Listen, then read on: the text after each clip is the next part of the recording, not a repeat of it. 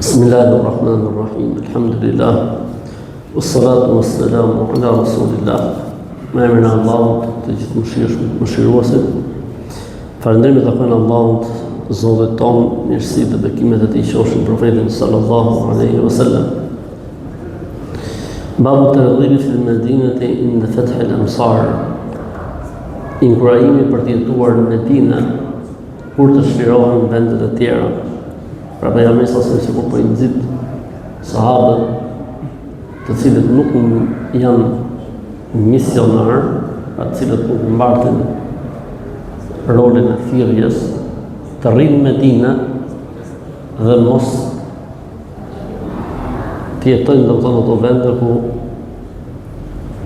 ndoshta jeta është më e mirë, po Medinja është më e mirë për ta. عن سفيان بن أبي زهير رضي الله عنه أنه قال سمعت رسول الله صلى الله عليه وسلم يقول. سفيان بن أبي زهير رضي الله عنه ترغم e kam dëgjuar të dërguarin e Allahut sallallahu alaihi wasallam i cili thoshte: Tuftahu al-Yamanu fayati qawmun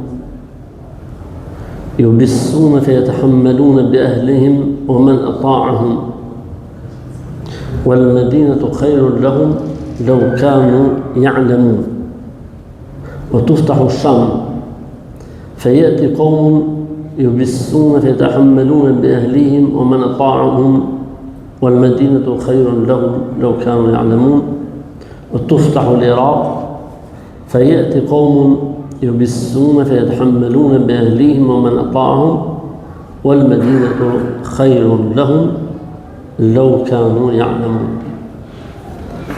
Do të hapet toka e Yemen për të shlirohet dhe do të vinë njerëz nga vendinja dhe do të marrin me vete familjet e tyre dhe gjithçka, por ata po ta dinin do të kuptonin se Medinja është më mirë për ta. Do të shlirohet toka e Shamit e njerëz do të marrin çfarë kanë dhe kush i bindet atyre për të jetuar atje, po Medinja është më mirë për ta se kur ata ta dinin. Do shlirohet toka e Irakut dhe do të vinë njerëz me familjet e tyre dhe me çfarë kanë për të jetuar atje, por Medinja është më mirë për ta se kur ata ta dinin. Pra nuk ka dhe më të mirë në botë mas Mekës se sa Medinja.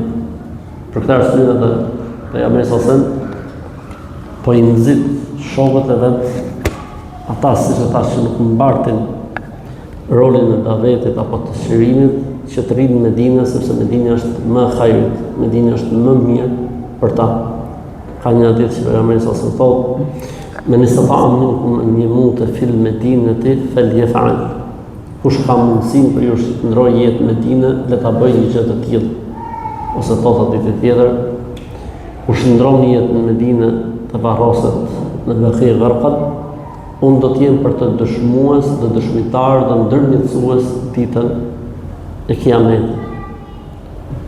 Pra gjithmonë flitet kur njeriu, do thotë që tash pra kur po fjalë për shokët e pejgamberit sallallahu alajhi wasallam, për ata njerëz që nuk mbartin diçka përveç rolit të adhurimit të bindjes në Zotin, atëherë më mirë në Medinë se sa me jetu në vendet ku ka mirësi dhe begati. Pra vendin e Medinës nuk ka gjë që e zën apo që e zënë Zoti. Assalamu alaikum wa rahmatullahi wa barakatuh.